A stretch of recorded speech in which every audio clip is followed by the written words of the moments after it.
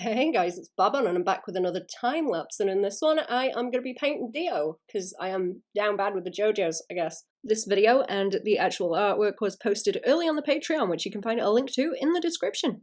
It took me a while to figure out the pose that I wanted on this one. I wanted something specifically to work on my rendering and posing, especially the way that you can twist the hips and the rib cage and see how far I could push that, and really play up that S curve that we have in the pose and try and get some lighting to really exaggerate that.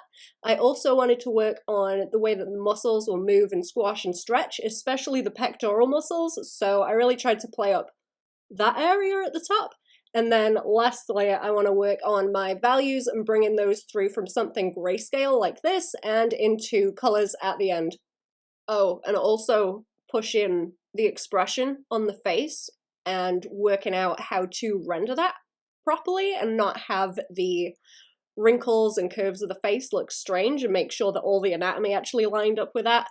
So this is kind of carrying on from the last more rendered piece of Medusa that I painted. I wanted to see if I could push that even more. I've also been posting and doing a couple of test pieces with rendering of my own OCs, but those are more just in color as opposed to grayscale through to color at the end. But I wanted to see if I could focus more on the drawing with this Dio. Now, altogether, he took around 38 hours because I was being very picky about the pose specifically. It took me a long time to figure out, especially these legs, and how to push the pose. You can see me sort of blocking out the way that I want him to curve into that S shape so that I can really play up the lighting in that as well. I think it took me around 2 days to get the very first scribbly sketch of a pose for him, because I had an idea in my head for the way that the top half of his body should curve, but getting the bottom half of it wasn't quite as easy, so I was doing a lot of very, very rough sketching in my sketchbook on paper, just to make sure that I had extra ways of drawing it as opposed to just digital and feeling too committed to it if I started with a pose. I wanted to make sure I was going with the worst, roughest sketch that I could possibly make before I got into it and started cleaning it up. So once I got that on paper, I brought that in and started trying to tidy it up, and that's when I thought maybe we should extend this more and make the legs longer and sort of play those into the pose more, because it wasn't quite working as well where he was in more of the kneeling pose. But that was my initial idea, where we were going to do that sort of similar to the piece that I did with Jojo and Kak, where it's kind of a kneeling pose and you have that very heavy perspective where it's downwards looking up. I wanted to do something similar, but I didn't think it would really work as well for Dio, and it didn't. I thought it would look a lot better to have the shape of the canvas be longer so that we could fit him in. Oh, there's one of the paintings of my OCs that he's just hanging about, half in the nip. Ignore him. I'll say hello to him. Everyone say hello to Finn. Oh, there he goes. Goodbye, Finn. Okay, so that painting of Finn was one of my earlier test pieces where I was figuring out specifically what I mentioned with the way that the pectoral will squish and move as you move your arm sort of above your head.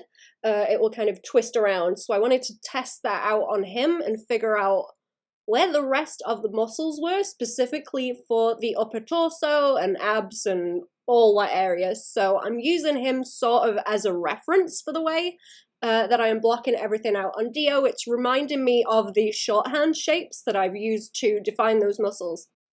I'm also going to be using him and the other ones that I've done as reference for the way that I have done my renderings. So I've tested a certain method on these previous pieces and I'm going to be applying that through into Dio. So I'm sort of using my own notes that I've made through studying muscles and anatomy and rendering in one piece, and I'm gathering all the stuff I've figured out there and applying it in this one piece to Dio that I'm spending a lot more time on. I'm also using a lot of muscle diagrams to understand where things go and making sure I'm putting them in the right place and that they're joining in the correct places. So you can see in some areas I'm drawing the bones in and then making sure that the muscles attach in the right way. Especially with that underarm. Have you guys seen the coracobrachialis? What a nightmare. Listen, the brachioradialis is my favorite muscle, but the coracobrachialis is a close second. You might have noticed on the fin that was up for a second too, the test paint of him. All of the muscles on him were quite hard at the edges, so there wasn't a lot of the soft drop-off that you would naturally get in the skin, because I was purposefully trying to make him something to test the placement of them. So I usually have a habit of, when I'm learning something, I will make the edges of it very clear cut. So when I started to learn shading, I went from cell shading and then softened everything out with blurring the edges, and then I went into learning all the different values and shadows. So I'm doing the same with the way that I'm rendering the skin and adding the muscles in. So now that I've figured them out with a more harsh edge, what I can start to do on Dio is draw in that harsh edge like I've done in the sketch as it is right now. And then when I'm rendering it, I will make sure to soften out those transitions between the light and the dark as we go into the shadows, so I don't want like a very sharp edge on any of it, really. I am going to try and play it up a little bit, just because he's buff, because of course he is. But I am, in general, trying to make him quite exaggerated, because that's where the fun's at. Also, here we go with clothes. I wanted to make sure that I had the pose down correct first before going and adding clothes on. I think the next thing that I want to start looking at is being able to draw wacky poses like this in sketches, and being able to draw them with the clothes without worrying about the anatomy underneath too much, sort of understanding it enough to be able to get that down in a sketch. Would be great. That is a shortcut that I want to be able to make just for little concepts and rough sketches and things, and to not need to spend as much time drawing all the muscles of all the figure underneath, I guess, which I don't usually do in as great of a detail as this, but like I say, I was trying to kind of do every level of this in very thorough detail, so that I was getting a very good opportunity to study with it. I also have the option of going back and painting him, rendering the rest of him, like, without the most of a pair of pants and jacket, if I really wanted to. Like, you're gonna have to get on the Patreon and, like, request it or something, but if you guys want me to render the rest of him in just the cheeky leotard, now, I ain't rendering no gulch out on no, business. The leotard stays, but if enough people join and you want me to render the rest of him, so help me, I will do it. I've still kept to the sketching in white that I've been doing lately as well. I think I might have mentioned this on some of the other videos. I've been posting some more of me painting my OCs and rendering them on the Patreon, sort of early/exclusive, and there will be more coming soon. But I'm finding it a bit easier to do that and then make it darker later. It seems to be something between the value that you have the sketch, whether it's light or dark, seems to affect the way that you perceive the proportions. Because sometimes I'll make something darker and then I will think, oh, this thing's out of proportion, that needs to be fixed. And I'm not sure if it's just the brightness of when it's white sketch makes it look larger, potentially, especially if you have thick lines, it's going to look a bit chunkier. I'm still trying to figure out what exactly is going on there with that, but I know there's something going on, so I will always try and put it back to just being solid black or grey, so that I have a better perception of everything before I go ahead and do my lines. Now, once I got the pose done, I was like, yeah, just add the standing, because it's gonna maybe even it out. I still have space to fill in, and I can't resist playing a good game of Sketchtress and filling the whole page up, which is another habit that maybe isn't great. I know that I tend to put too much detail in spaces where it could be empty, and it might work better. I've been trying to even that out more with values. to make sure that it doesn't become a distraction from the main focus and it still reads. But I like my curves and my lines too much. It's too easy to throw in effects to sort of guide the way that you look around the piece. You can see me playing with it a little bit here just to see where things should curve so that everything reads as best as it can. But I think this might be related to my plan to go ahead and learn or apply what I've learned over the years to being able to use my brain power on all of the knowledge that I have and applying it all at the same time, which is going to hurt my brain a lot. And I think I'm still learning and it will be very difficult, but I want to start getting into it where I go in and paint with colors on a single layer, and you know, all the knowledge of like values and anatomy and construction, pose, movement, values, color, everything applied at the same time with kind of a one layer painting from scratch. I want to be able to do that. That's the kind of end game of acquiring all these skills, is to be able to know them all well enough that they become muscle memory and you can apply them all at the same time and balance them without expending too much brain power and doing a bad job because you overthink it or something. So that's the next thing that I want to move onto and become comfortable with. So I'm hoping that once I do that and I start to relieve myself more from the sketching process like this in any great detail, that more of that will come through naturally with the way that I use brush strokes, where you simplify things and don't add too much detail. Because as I'm learning like this, I'm very much trying to add a lot of detail to everything that I do so that I can use it to study and understand it. And then I will be able to simplify it later on because I know enough about it to simplify it. So hopefully that will mean that the focus will be more so where I want it to. And any of the sort of rough first pass on it to get the basics down may well be enough. That's kind of the point of the more simple painty background, sort of like Bob Ross. You can kind of tell where he leaves it more sparse with all the mountains in the background with just a couple of washes of paint, and then as you come forward is where all that detail starts to be. But what you've already done is just simple and enough and doesn't distract from everything else. Oh, also, with this sketch, funnily enough, of course, his head pose looked janky, so I had to redraw it. So I drew an extra sassy little Dio to try and get the angle that I wanted for his head. The rest of his body was completely off.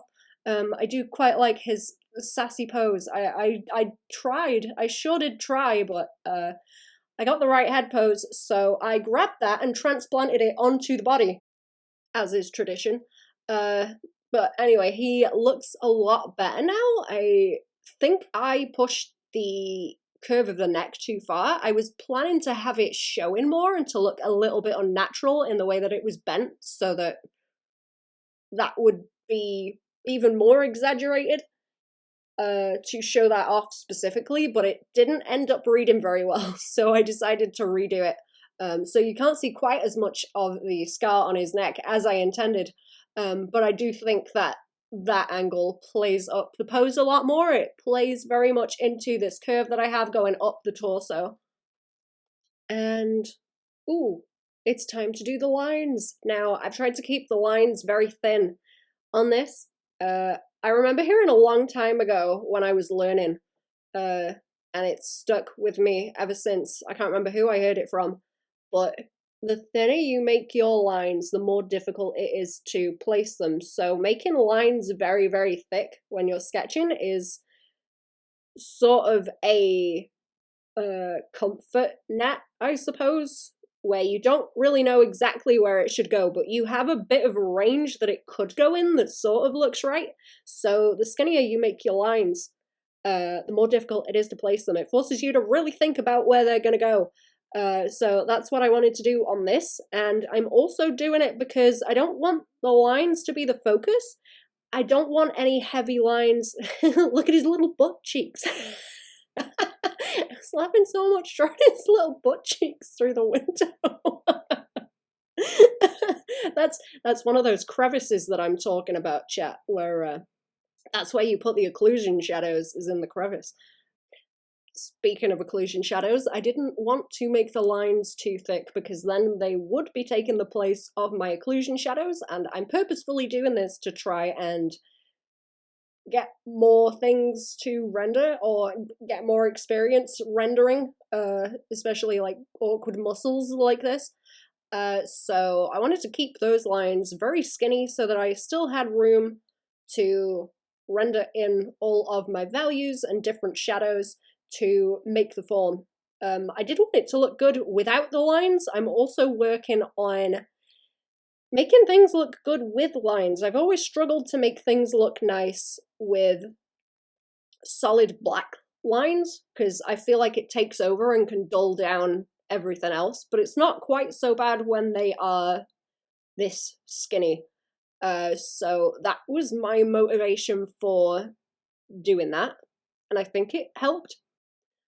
I also tried to make his hands quite a bit wider. I feel like a lot of the hands that I draw are usually a bit more dainty just because most of the reference you use when you draw hands is directly from your own hands, and I don't have that bulkiness to them.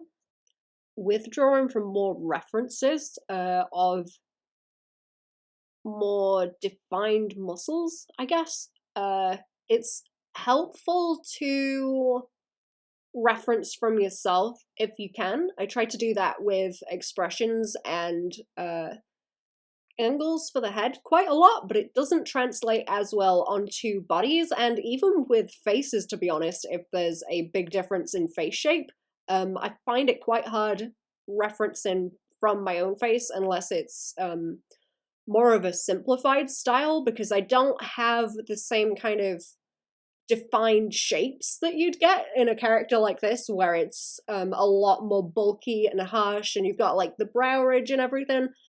And even the way that the muscles around the side of his mouth come down and you get more of an indent there, but you also have the bulk of the muscles around his jaw. That's also something that I need to outsource references for, because they just do not stand out on my face at all. It's very difficult to get those references. I think I had a little bit of an issue with the way that I drew his eye also on the far side of his face. That is something I'm trying to work on as well. There's something about the way that the eyes curve around the face and foreshorten when you see it from a side view, and the eye that's further away is curving around, but it's also partially behind the nose, that I seem to struggle with. It's very difficult to figure out where the eye is behind the nose, and it doesn't seem to help much even when I try and omit the nose and just draw the eyes and the mouth. It just looks a bit strange and out of place because the nose sort of plays a big part in the perspective that I'm drawing. Usually I will use that as a big part of plotting down the perspective that the top half of the face and around the maxilla will be plotted down. And then, of course, the jaw, especially if it's open like this, will be its own separate piece and plane, I suppose, that you will have at least the front of it on. So that's something I'm also trying to work on. It is something that I think I paint over later to fix because it was just a bit too far out, and not the nose wasn't covering up enough of it, and it needed fixed. It looked just a little bit off. So that's definitely something I need to work on because it's very much getting on my nerves. And I think that is something that's pulling through, like I've mentioned before, where I've drawn more simplified faces that are more chibi, where you don't play up as much of the roundness of the eyeball and the way that the eyelids move around it. You can kind of see on this that I did try and play that up more. You can see the width of the actual eyelid on both of his eyes because of the view we're looking at him from. But I think it's that amount of simplification that I've done on faces like this in the past that's making it more difficult for me to apply it to more complex faces and exaggerate the features as much when they're in more detail. Ooh, and when I get to the rendering on this, I'm going to be doing some nice nice shiny rendering. I hope it looks shiny anyway on Zawarudo back there. I think I have a little bit of a problem between his head and the rest of him with the line weight also. There's a bit of a discrepancy in the variation. It's a bit skinnier around his face and his hair. I think on his hair I didn't want to do too much because I wanted to keep more of it in the values.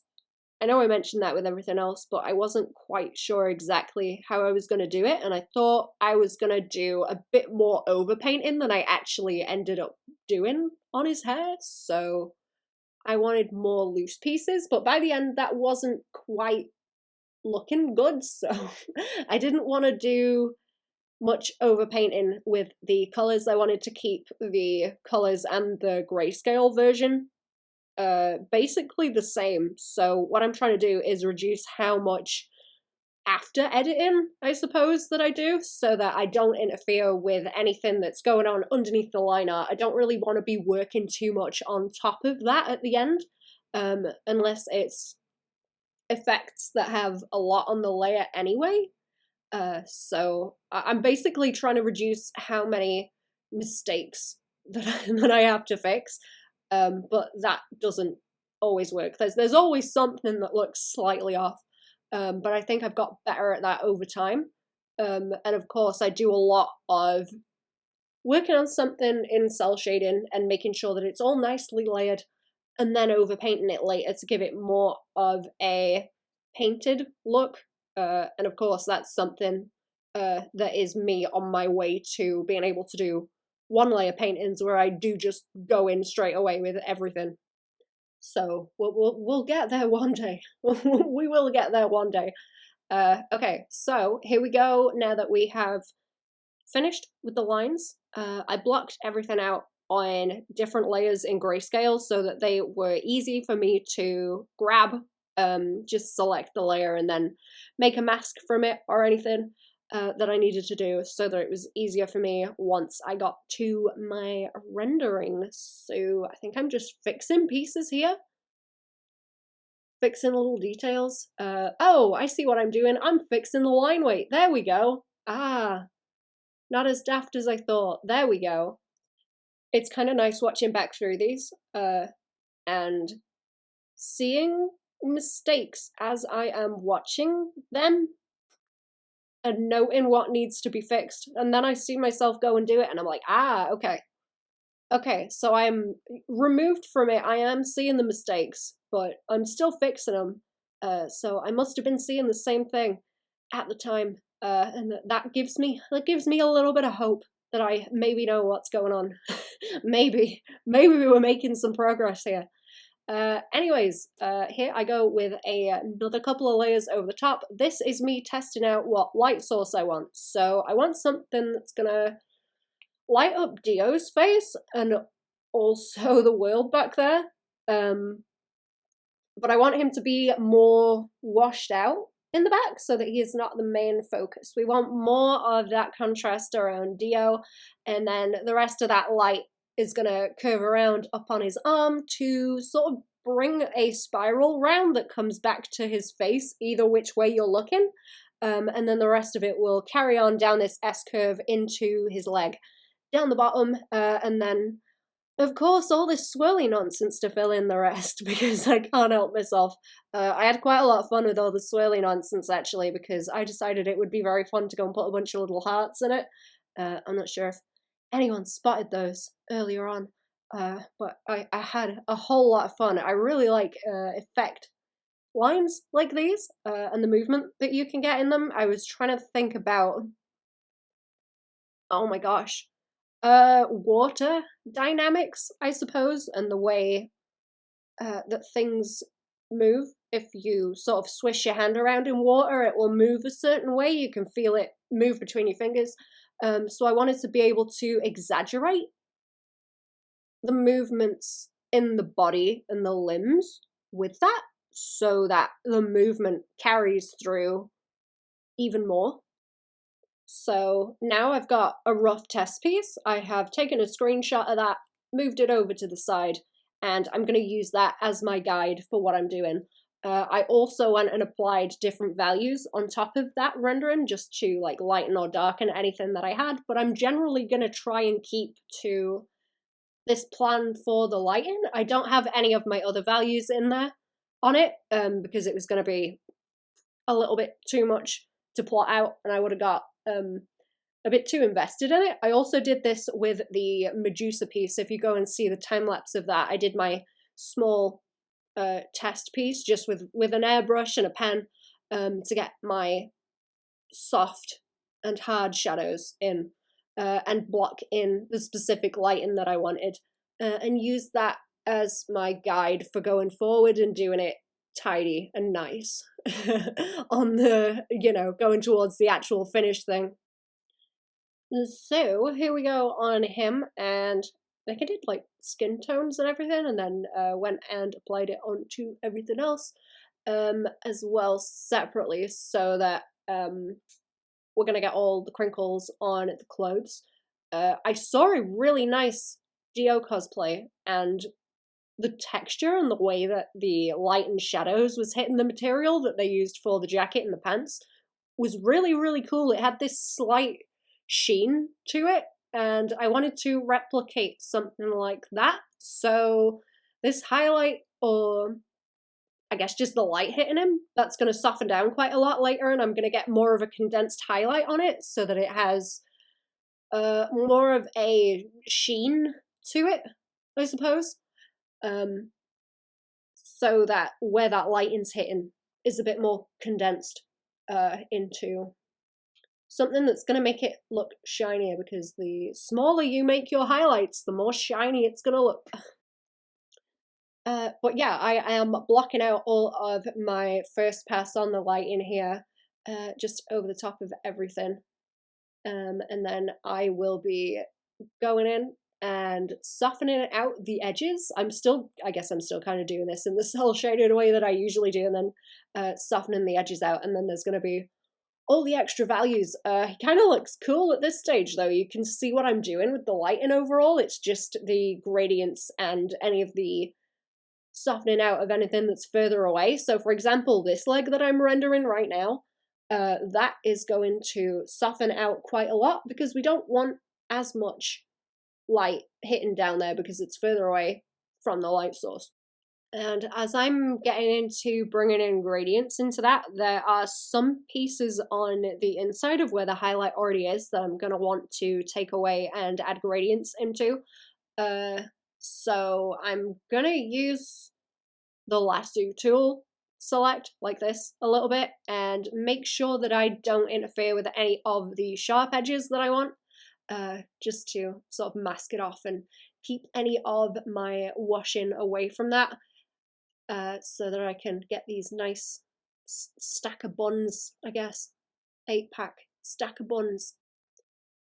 I think the area that I had the most trouble with doing this was the face, because part of what annoyed me on the Medusa that I painted was that I don't think the highlights and the shadows on the face sat quite as well as they should, because I'm trying to get used to these more extreme expressions, and as the expression gets more extreme, the planes become more intricate, or you get more of them because you have so many wrinkles from the movement of the face, especially in snarls like this, and it becomes difficult to make sure that all that shading is in the right place so that it reads when it's shaded in and not just line art, because I think it reads okay with the line art, but if I can carry that through with the shading, it will look better. And I don't think it quite carried through on the Medusa. I think there was something going on with her nose that I didn't quite like, that I'm still trying to figure out. I think there's a bit of an issue with Dio's nose too, but I can't figure out what it is. I think it's mostly just that other eye that was a bit off. and not working well. But like I say, that is something that I am going to edit slightly later to fix. I think I did better on Dio though. It's just this area above the mouth and underneath the eye and at the side of the nose that's lighting up here, that I need to figure out just how round exactly I want someone's cheek to be, or that sort of slope between the nose coming around into the cheekbones. But it's not quite so bad as it starts to curve around onto the planes at the side of the face. It's just that area specifically, because I will play it up so much, especially with the snarling. That's where you're gonna get the most extreme wrinkles around there and on the bridge of the nose. So it's quite difficult to catch, but I do think I did better on Dio. I think also that I made the Medusa too shiny, because I did my first lot of lighting like that, and then I put the highlights on and they were maybe a bit too much. But hey ho. I think I did quite good on his jacket too. There's a few pieces that I don't like, but I like the way that the underside of it there wrinkles. I think I'm starting to get a bit more used to the way that fabric will wrap around a form, and the way that it will crease and go into usually H shapes is what fabric seems to make, I've noticed. It will make creased H shapes, and I'm also trying to work on the way that fabric will stick to skin. So you'll get certain areas, like on his leg, that is further down and away from the light source, where if you look on the right, you can see where there are certain areas that I have almost made circle shapes where it's sticking closer to the skin, kind of like a second skin right on top of the form. So that's going to be rendered in the same way that the skin would, because it's got the same curve, but you will also have the puckers of fabric that will create the creases and wrinkles that will wrap over the top of that. So depending on how thick and how loose the fabric is, I'm kind of trying to figure out where is it going to stick to the skin and act like that kind of second skin and be rendered in the same way, and where are we going to get these wrinkles where it's pulling and moving and wrapping around, and you've got more of that tension that's pulling it into a bit of a pucker and creating more crevices for us to shade. Now that he's zoomed out, you can see overall how that is wrapping around his leg also, and how the only bits with the strongest shadow is where you do have that pucker of the fabric and the way that it's creasing around. I don't think I did so good on this other leg where it's raised up. It looks a little bit too blocky. It almost looks square to me the way that I have drawn the crinkles. It just doesn't work quite as well. So I think that's something I need to work on, where it's a bit looser. It almost seems like the leg that's pointing down is a tighter fabric. I was trying to make it a bit tighter though, because he's got his legs sort of pulled, so it's all gonna sort of crunch up and have more tension towards the knee, but it just doesn't read quite as well on the other one. I also tried to get that, oh, what's the name of it? Where you put the thread through and then you pull it and it sort of pinches it together either side, and you get the kind of wrinkly effect down the middle. He's got a little bit of that down the bottom of his trousers up the center, and I'm not sure how that turned out. I think it changes a little bit by the end, but it doesn't so much on the top section of the legs. Oh, here I go with my shading shiny textures also. I don't know how well I did on this. I've been having a big fight with the way that I am doing shiny details like this. I've been working on some simplified stuff that isn't quite as difficult as this. It starts to become a bit harder once you bring in gradients into it, and it's not just simple cartoony cell shading, gold and silver, or chrome sort of values. So I think I already knew this, but I'm really trying to pay attention to the way that the values that I'm using on Dio are the same ones that I want to use on anything metallic. You just want to make them more extreme and condense them more in anything that's shiny. So basically the values that you use to shade anything and the way that the shadows sit are going to be the same on something shiny as they are on something matte. It's just that they are going to be more condensed on something that's shiny. And you're going to get clearer reflections instead of, I guess, bounce light shadows in the material. So that makes it a lot more complex. So anything that's getting reflected isn't just going to potentially reflect the bounce light that's coming from it. You might also start to see the whole entire form with the shadows and the core shadows and the occlusion shadows in that reflection, at which point, at the far end, it just becomes a mirror, which mirrors everything else that you can see from it. So there's kind of the full range from that extreme level of shininess where it is just a mirror all the way back through to where it's more matte like it is on his clothes, but it's basically the same progression or range of values that we're using altogether to get that range. Anyways, the core shadows is what we are adding in now. So you can see I'm going around the edges of all of these highlights and adding that in. I think it's making his chest look a bit funny at this point. Just because we don't have the rest of the occlusion shadows in there, so it's looking a bit too harsh and strange right now. I'm kind of trying to let it sit as it is at this point and not worry about it too much, because I know what's coming down the line. And I think this is a difficult thing that I've been trying to explain a few times before, I think. Where to be confident enough to have things look bad and sit in that and be comfortable with it, you have to know what's coming down the line, but the only way to do that is to do it a lot of times. Just repeat the process until you know what's coming next. And then, you know, when you experiment, you go back to that unsureness and not knowing what's coming next, and seeing if you come up with anything else, but then you also sort of need to cultivate the confidence that you can fix anything that starts to look strange and not right later on. It's sort of like setting up a puzzle and then figuring it out yourself. And at the start, it's very frustrating to not be able to solve a puzzle that you yourself set up. And I suspect that's why it's easy for people to give up quite quickly trying to draw, because that makes it incredibly difficult. It's a lot more difficult than just being given a puzzle and being told, this is what you need to learn, this is how you solve it. And then, I guess, going and applying the same process to everything else. You have to be able to puzzle things out when you're not sure what exactly the problem is. There isn't always a perfect formula for it. You can build your own over time, I guess, like I'm doing here and kind of explaining the progression of the values that I add down and how they vary.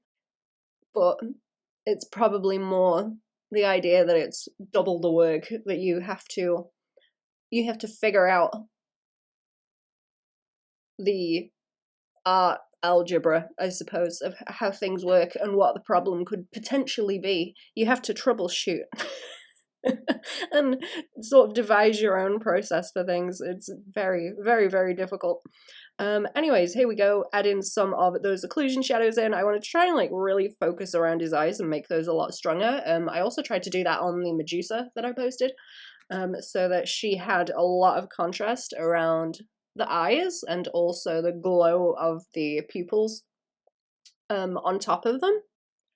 I'm also having a bit of a fight with his hair here because blonde hair is particularly irritating to draw. I wasn't quite sure how bright I wanted it to be. I do have a habit of making it too bright and then it doesn't quite read. But I think it may have ended up too light. I wasn't quite happy with the way that the shapes on it looked. It looks a bit too smooth, I suppose. I have a habit of making very, very flowy, wobbly hair in those kind of shapes that I like to draw, to exaggerate the stylized shapes that I like, and I don't think it always reads, and I don't think it reads particularly well on Dio either, so I think I dropped the ball some there. I don't think it looks completely terrible though, and I know I do something else later on to add more contrast around the edge of it because it's very much blended in with the background. Here's all my small occlusion shadows on the pants. I think with these I might have gone a bit too over the top as well. I don't think it looks as bad on his shirt when I add that in, but there's something about the way that it sits on the pants that I'm not too happy about. So that is something I need to work on. That may also just be part of my having a fight with fabric and the way that it curves and moves and how exactly the shadows behave and quite how large I want the creases to be in the fabric. I still very much like the way that it wobbles on this piece that flips up here.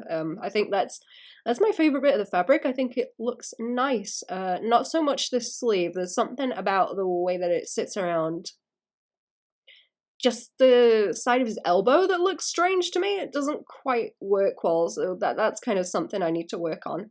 I was trying to get a little bit more of it where it is closer to the skin towards the bottom, but I don't think that reads quite as well either. So that may be something that I'm having issues with in the arm muscles, or it may be the fabric, or it may be both. I have to puzzle that one out. As I'm working on this also, I am trying to do the same thing I usually do, where I will make a separate layer for each value, I suppose, like each kind of shadow, so that I can go back in and adjust it, because sometimes it's easy to go and put it in on a single layer, and then if I want to reduce it later, either with masks and just sort of target a certain area to reduce or make stronger for more or less contrast, I can do that, but I can also adjust it as a whole. I will also do this with colours so that I can just lock something and then change the colour of it as a whole. Anyways, here I go with my highlights as well. Now, I mentioned on the Medusa one that I think I went too heavy with the highlights, so I'm trying to reduce it a bit on this and not make it quite so obnoxious. I think maybe I still did. He might be a little bit too bright. I did want to give him sort of shiny above the eyelids because I like that very exaggerated shiny eyelid thing that they do in cartoons, where it'll be very dark and then there'll just be like a line of shine down the middle. So I wanted to play that up some. And then I'm also going over and doing just some small corrections to bring in more variation in the values where they need to be. Like in his hair, it wasn't really reading too well, and some of the other bits where there will be a bit more shadow, it needs boosting some. So I'm going over with a soft wash just to darken or lighten anything that needs to be added. So you can see I'm adding in a bit more heavy with cast shadows and things, and anything with planes that are facing in a different direction that wouldn't be catching any of this main light source. I'm trying to get sort of a general lighting around everything. I usually say like atmospheric kind of lighting that is just coming from the environment and bouncing around onto everything. So that kind of ends up as what's in the shadows. And then you have the core shadow that is between that and the other light source, or like the main light source. And then I'm also going to go around with the rest of my highlights, and I think I did it too strong on the front of him at first. It doesn't look great there. I think I go and calm it down a lot later. I was thinking of putting some more wrinklies onto it, but I decided not to later on, I think. In the fabric, I decided we'll just leave it like vacuum sealed, and that's fine. It's okay. Because I tried to do a lot of my fabric wrinkles in everything else, so I thought if we add too much detail on this as well, it's going to get a lot more busy and won't read as well, and you won't really have any rest area at all, since I filled everything else with little details. Here I go with the highlights on the pants as well. Like I mentioned, I wanted to make them very shiny because of the one reference that I saw, or not reference, but kind of cosplay of Dio that someone did, and I really like the way that the highlights were sitting on the material. It had this almost slight sheen to it, so it wasn't really very reflective, but it was shiny enough that it was making the values quite harsh, and there wasn't too much gradient in them. So I did kind of soften it out on the fabric with the rest of it, but I wanted to make the highlight just very condensed on it on this. So you can see I'm pulling in a lot of the harsh H and S shapes in the way that the highlight sits on it to play it up more. And then I will also be going and applying that to everything else. And going into doing the shading on the world in the back, I wanted to sort of do it in less of a painty way, so I decided to go around with my lasso tool and just grab onto each of the panels, or planes rather, and fill them in, especially on the face, because I really wanted to make sure that I was getting a softer, sort of more matte finish than I was going to get on the rest of everything, so I really wanted the contrast between the softer and the shinier pieces, so that it didn't just all look completely shiny. I thought that was gonna look a little bit off. So you can see I'm making everything a lot sharper as I'm going down into drawing the hands and stuff, and then softening it out a little bit more on the palms and stuff, so that it's not all consistently the same kind of shiny everywhere. I've got a little bit of differentiation between the different textures on everything. And again, just kind of keeping this to like one value to get that lighting in. I didn't want him to be quite as high contrast as Dio also. I want him more faded into the back so he's not competing. He's just kind of more there for framing. And I thought it would be cool to have hands wrapping around, and I also like drawing foreshortening on hands. Now, by this stage, I was starting to get a bit annoyed with it because I'd spent so long working on it. I'm also just putting down some of the base values back there, so that everything is starting to block out more. It's not just a single value. I'm starting to get a bit annoyed with it at this point because I've been doing it for a while. Everything's starting to look like it's blending in more. I'm starting to need to figure out where I want more blooms of this light source and some other ways that I'm gonna start washing it out to get it to have less contrast in some places so that we can bring some things forward and push other things back. I also did a quick test of what colours would look like over the top of this, just with basic flat blocks on a layer above everything, and then setting that to a colour mode, and I'll be using that later on. But usually when I start to get tired with something this big, I will start to be like, okay, what's it gonna look like when I go to a later stage that I'm not quite at yet? I'm getting close to it with the colours, but I'm not quite there yet. So I will usually do something just to test it out rough, and it'll give me an idea of where it's going and a little bit more of a push to finish what I'm doing. So I'm going back in. I've done a little bit more adjusting of values. You can see I've got more light around the back of his head back there. There is more of the lighting and some of that soft wash to reduce everything as it goes further back, and just in for some more smaller details that I may have missed or needed adding in still. And the world in the back there is a lot more reduced now as well, and he's starting to need some darker shadows on him, or core shadows, I guess, especially on these shiny bits. So I'm trying to be real careful adding those in, but you can start to see at this point how the shine starts to come in. I was trying to add those little like heart motifs into some of the shading as well, in the way that I was wrapping the values and shine around his head. Especially you can kind of see it on the left eyebrow there as you're looking at him, and then just noodling out the rest, doing a bunch of like more painty stuff over this way with, I think, the watercolor brush. I did most of this with the watercolor brush at different sizes, and also the airbrush. I still like my just two rendery brushes like that. I never really changed from them. Like I mentioned earlier, I want to get into doing stuff that is more painty later on so that I can use more textured brushes and sort of account for knowing where the values and the curves of any shadows or harsh edges will go, even when using a brush that's more rough and got more texture, which is going to be difficult. I guess I'm kind of figuring out my values a lot better now. That was my last goal, was to figure out my values better and being able to black them down. Now I just have to integrate it with the colours and everything else that I mentioned. Anyways, here I go with the rest of it.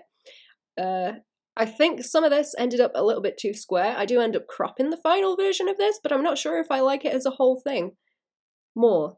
I'm not certain. I think it looks okay. I did crop it because I thought some of these edges were very much too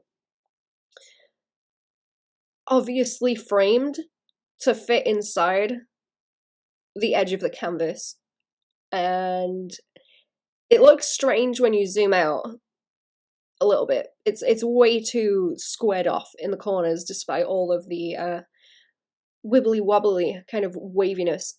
Like I mentioned anyway, I'm trying to get this to wrap around the form and have a nice flowy movement to it. I guess kind of like when you see all of the clouds coming off the end of an aeroplane, or you get the little kind of streamlines from the edge of the wingtips. In more, I guess you kind of see that a lot in more stylized art or in video games. I thought that would be cool to play up and define edges quite a bit, actually. I thought that would be neat. But yeah, I snuck in a whole lot of little heart motifs in this too because I thought it would be a fun challenge, and it kind of was. Figuring out how to wash this out and make the movement in it look nice was quite difficult too, and also making it like not too busy with this on top. It is still at a stage right now where it's all very much just a solid single layer, and I haven't added in any masks to wash any of it out and take it further back, so it looks a bit confusing right now, but it will soften out later. Oh, there we go. There we go. That's it, slap a mask on and figure it out, and then more contrast in the back where it needed to be. I think that was something that I was struggling with, was the way the background was working, but because I didn't have all of that detail earlier on that I wanted to add with the effect lines.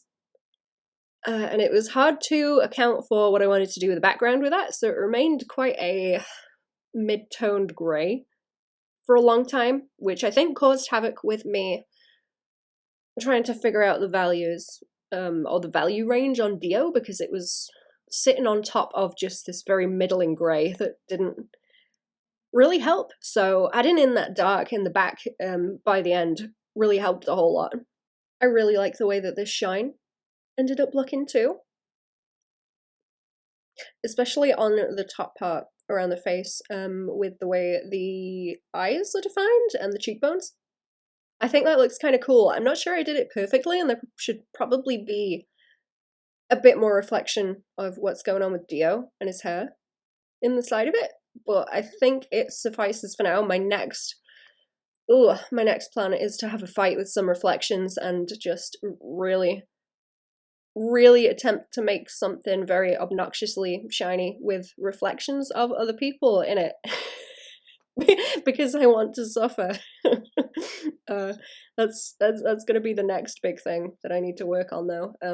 I guess along with all the other goals that I had for this one as well, because I still really like making things dynamic, and I want to make stuff that looks cool and I guess has hidden things in it, which would be very sneaky to do with reflections. You could add a whole lot in that people might not notice at first glance by reflecting them in different materials, and I think that would be really funky and cool. Anyways, here I go with some little adjustments on this just to bring all of my values together. I wanted to make sure that he looked nice with the values that I had in just grayscale, and I think as I added color on, sometimes that will adjust the values that you have, and it will change the way that it looks if you revert it back to grayscale from the colored version. So I wanted to try not to stray from that too far when I was adding the colors on, but it really can't be helped to some extent. So I wanted to make sure I had like a really nice grayscale version that I liked a lot. I'm also going in and doing some more little bits of overpainting. I always leave the eyes until last because I need to figure out everything else first, because if I draw the eyes I'll get bored. So those will be added in shortly, and there's just sort of more little details on hair and face and that sort of thing to complete. And also some more general overarching fixes. I added a little heart into his hair at the side of his face there as well. Look at that. Very sneaky, that little wiggle of hair at the side. But yeah, just a few more adjustments in the overall value. You can see I did that on the back of his hand to get even more of a strong contrast between, I guess, the light source from kind of behind his hand. I just wanted it as a general kind of glow that was going to give me the light and direction that I wanted without necessarily having something off screen that was the light source. Just sort of a kind of general glow in the middle that I thought would be cool and really give us a nice defined edge of where like Dio's hand and shoulder is, and not interfere with making anything with the world in the back merge in. I wanted to make sure there was a very clear silhouette of the edge of Dio along there. And then, oh, more shine on his silly, ridiculous elf shoes. I don't know what is going on with those. I didn't bother to draw the feet underneath. I was like, well, the shoes are enough. That's that's enough awkwardness for one day. Like, that's fine. They were a nightmare to draw. I guess not as much as a nightmare as they would have been for me a few years ago, but they were difficult, and I think maybe they don't sit quite as well as they could have. I can't quite figure out what it is though. It might just be that I didn't put my basic shape down well enough before I went in with the more complex shapes with all of the curves that made it a lot more detailed. So maybe my base block that I put down wasn't quite as good as it could have been. Anyways, here we go with the colors. I wanted something to contrast with the yellow. This actually took quite a lot of fighting to get to any kind of place that I wanted. I did a lot of tone curves to adjust what values had what amount of different colors in them. So I wanted to go with the more purple red in the shadows and then more yellow in the highlights, so that would bring out more of the purple I wanted to add just in the background as the overall environment. What would you call it? Atmospheric color that's pervading everything. So that's going to sit around in any of those shadows, and then anything with the light hitting it is going to be more yellow. So I want to really run with the purple and yellow, and then lean it into the pinks, and obviously into the reds. So we've almost got some purple, pink, red going on as well, and I think that fits him quite nicely. I guess I'm not too sure about the exact color of green. I probably should have tinted that maybe a little bit more towards either the yellow or a bit more towards the purple, or desaturated it a little bit, because it does work okay with these colors, but I don't think it works quite as well as it could, and it should probably be more harmonious. I do like the way that all these colors look in the skin tones though, because there's a lot of nice warm pinks that go into oranges and reds in the shadows, and then you have the yellow in the main chunk of the skin tones. I did want to differentiate the skin tone slightly from his head and the rest of him, but I decided not to in the end, just because things were getting quite busy and I wasn't sure if that was going to look like a mistake. I think I decided not to give him armpit hair too, because I think I had a discussion about this. It's like, do the curtains match the drapes, or is it something else? Does the carpet match the drapes? I'm not gonna answer that question. You guys can figure that one out on your own. I don't want to know.